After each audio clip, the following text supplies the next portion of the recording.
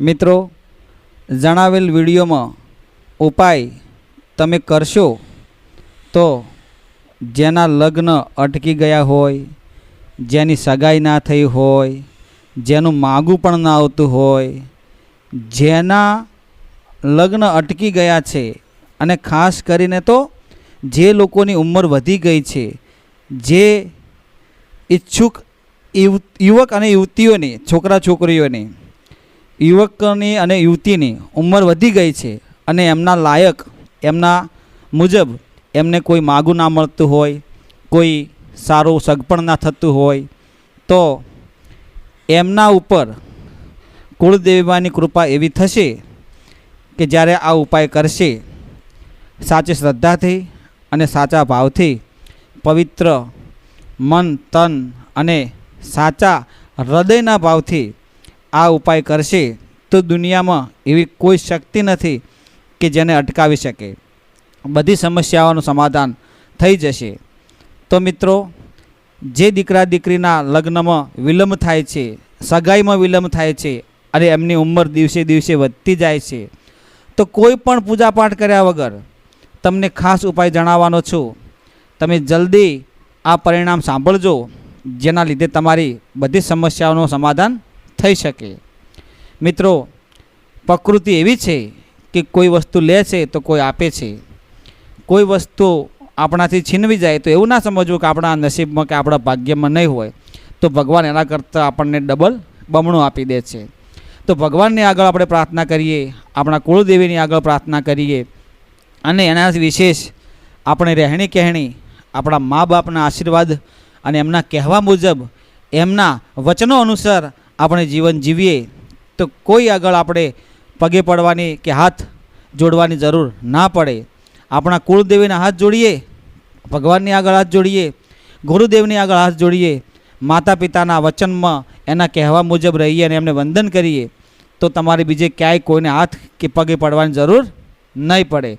સાક્ષાત તમારી સામે જગદંબા, સાક્ષાત તમારી સામે કુળદેવીમાં, સાક્ષાત તમારા સામે ભગવાન એવો ચમત્કાર કરશે કે તમારા જીવનમાં સગાઈ તો શું, લગ્ન પણ થઈ જશે અને તમારા ઘરમાં હલોલ કલોલ અને વાતાવરણ એકદમ તમને જેવું મન ગમતું હશે એવું તમારું ઘરનું વાતાવરણ થઈ જશે. જ્યારે કુળદેવીની કૃપા તમારા ઉપર થાય, મા બાપની કૃપાના આશીર્વાદ તમને મળે, વડીલોના, ગુરુજનોના, પણ આ બધું ક્યારે થાય? જ્યારે તમે રહેણી કહેણીમાં ચોખ્ખા હોય, ના વ્યસન હોય કે કોઈ પણ પ્રકારનું ના ફેશન હોય, સંબંધોમાં કોઈ તિરાડ ના પડે, રહેણી કહેણીમાં મીઠાશ હોય, ઘરમાં સકારાત્મક વાતાવરણ હોય, અને સગા વહાલો પણ એવા આપણને મળે કે એકબીજાનો માહોલ જોઈ અને એકબીજાનો નજર જોઈને ખબર પડી જાય કે આના ઘરમાં કેટલું દુઃખ છે કે કેટલું સુખ હશે, તો આપણે મદદ કરવી જોઈએ. કહ્યા વગર જો મિત્ર કે સગો વહાલો આપણા કહ્યા વગર આપણો ભેદ જાણીને આપણા પડખે આવીને ઊભો રહે, એને સાચો સગો કહેવાય, સાચો મિત્ર કહેવાય. અને એવા સગા વહાલા જોડે તમે તમારા દીકરા દીકરીના સંબંધોને બાંધો છો, પ્રેમના બંધનમાં, એમના લગ્ન જીવનમાં સગાઈ અને એમનું જીવન સફળ થાય એવા આશીર્વાદ તમે આપો, તો બાળકોને પાછલી પેઢીનું ધ્યાન રાખવું હોય કે ન રાખવું હોય એ આપણા બાળકો ઉપર ડિપેન્ડ રહે છે. મિત્રો, ઘણા બધા લગ્નમાં બાધા આવે, ઘણા બધા સગાઈમાં બાધા આવે, પણ કોઈ ઉતાવળ ન કરશો, જલ્દી ન કરશો. નાનો ઉપાય છે, સૌથી પહેલાં તમારે આ ચેનલને લાઈક, શેર અને સબસ્ક્રાઈબ કરવાનો છે, અને પછી તમારે તમારા મંતવ્યો જણાવવાના છે. તમે તમારા કુળદેવીનું નામ લખજો, તમારા અભિપ્રાય જણાવજો, અને તમે આ વિડીયો ક્યાંથી જોઈ રહ્યા છો એટલું જણાવજો બસ.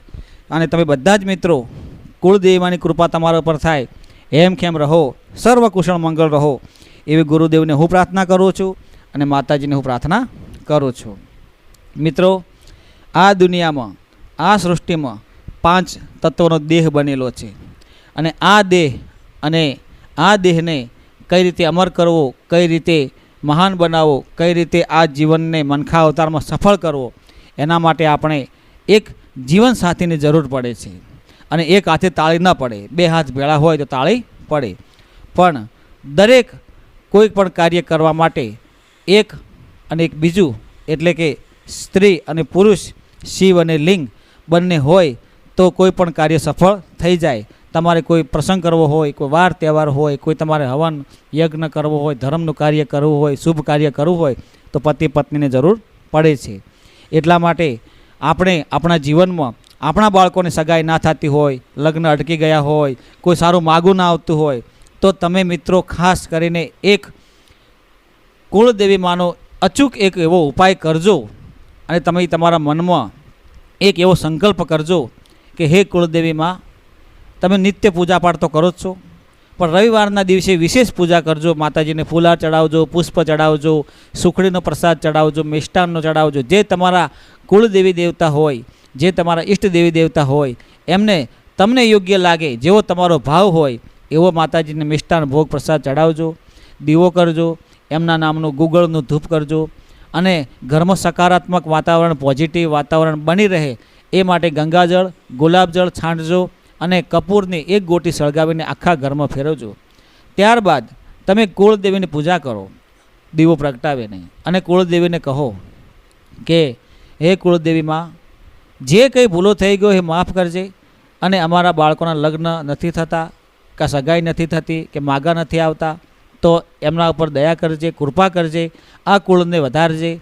અને તમે એક એવો સંકલ્પ કરજો, એક એવો સંકલ્પ કરો કે ઉપાય કરજો કે બાળકોના લગ્ન થાય તો હું આટલા સાધુ સંત જમાડીશ, આટલા બ્રાહ્મણો જમાડીશ, આટલી ગાયોને ખવડાવીશ, કોઈ પણ એવું ધર્મનું કાર્ય કરીશ, કોઈ ગરીબને મદદ કરીશ, કોઈ એજ્યુકેશન માટે તમે કોઈ દાન કરી શકો, કોઈ દક્ષિણા કરી શકો, કોઈ ભણતર માટે, કોઈ શિક્ષણ માટે, કોઈ એવું સારો એવો સંકલ્પ કરજો સમાજને ઉપયોગી બને, તમારા કુટુંબને ઉપયોગી બને, તમારા કળ કુમાસીને ઉપયોગી બને એવો કોઈ ધર્મનો સંકલ્પ કરજો. અને એ સંકલ્પને લઈ તમારા કપાળે અડાડી અને એ માતાજીના કુળદેવીને 2 ચોખા મૂકજો, 2 ગુલાબના પુષ્પ મૂકજો અને માતાજીને હાથ જોડીને વિનંતી કરજો કે હે માતાજી, તમે જેવી દયા કરો એવી અમારા પર કરજો, પણ અમારા બાળકોના સગાઈ થઈ જાય, માગવું આવે ને એમના લગ્ન થઈ જાય, એમનું જીવન સુખમય બની જાય એવી કૃપામાં કરજો. જો તમે સાચા ભાવથી પ્રાર્થના કરેલી હશે, તન મન ધનથી નિસ્વાર્થ ભાવે પૂજા કરેલી હશે કે સેવા કરેલી હશે, માતાજીને જણાવ્યું હશે તો 100% થોડાક જ દિવસોમાં તમારા બાળકોના માગા આવશે, તમારા બાળકોના લગ્ન પણ થઈ જશે અને સગાઈ પણ થઈ જશે. મિત્રો, તમારા ઘરના દ્વાર ખુલી જાય, કુળદેવી માના આશીર્વાદ થઈ જાય તો તમે એવું વિચારજો કે સામેથી માગવું આવશે અને તમારા બાળકોની સગાઈ થઈ જશે, લગ્ન પણ થઈ જશે ધામધૂમથી. તો કોઈ ગ્રહ દોષ નડતો નથી, કોઈ મંગળ દોષ નડતો નથી, કોઈ પણ દોષ તમને નડતો નથી. માત્ર તમારી ધર્મના માર્ગે રહેવાનું છે, માત્ર ને માત્ર તમારે રહેણી કહેણી સુધારવાની છે, ખાસ કરીને વ્યસનથી દૂર રહેવાનું છે. બસ આટલું જો જીવનમાં તમારે રહેણી કહેરી અને સારો સ્વભાવ અને સારો વ્યવહાર જો હશે, જગતમાં, દુનિયામાં, તમારા પરિવારમાં, તમારા મિત્રોમાં, તમારા ગુરુમાં, તમારા માતા પિતામાં જો બધાથી તમે હળી મળીને રહેતા હશો તો સમજી લેજો, તમારી જો ઘરની રહેણી કહેણી સારી હશે ને વ્યસનથી દૂર હશો તો 100% તમારું માગું તમારા દીકરા દીકરીનો આવશે. બીજું ખાસ કે તમારો ધંધો વેપાર સારો ચાલવો જોઈએ, કારણ કે ધંધો હોય, વેપાર સારો ચાલતો હોય, આવક હોય તો તમે બધી ખુશીઓ સામેલ કરી શકો, મંડપ રોપી શકો, ઢોલ શરણાઈ વગડાવી શકો, બધું જ કરી શકો. પણ બધું આ ક્યારે શક્ય હોય કે જ્યારે આપણો સ્વભાવ સારો હોય, રહેણી કહેણી સારી હોય, કોઈ વ્યસન ના હોય, ગુરુદેવના આશીર્વાદ હોય, કુળદેવીની કૃપા હોય, ત્યારે આ બધું શક્ય બને. એટલા માટે દરેકને હું વિનંતી કરું છું, સારી સોબત કરજો, સારો સંગ કરજો અને સારા સાધુ સંતોના આશીર્વાદ મેળવજો, કુળદેવીના આશીર્વાદ મેળવજો. બસ ધર્મના માર્ગે રહેશો તો બધું થઈ જશે. જય ગુરુદેવ, જય માતાજી.